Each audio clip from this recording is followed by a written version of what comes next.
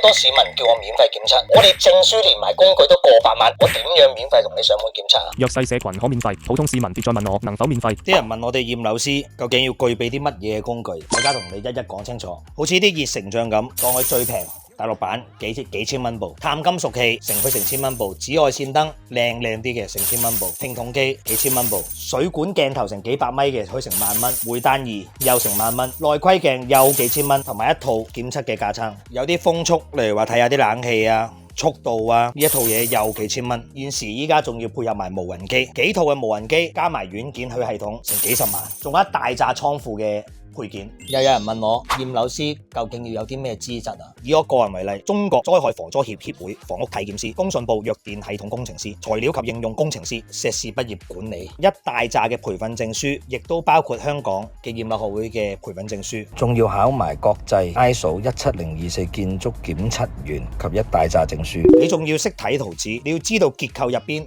究竟係乜嘢，啲建築經驗都冇，你根本冇可能係知道入邊嘅檢測流程。你認為驗樓師每驗一次樓究竟收你幾多錢啊？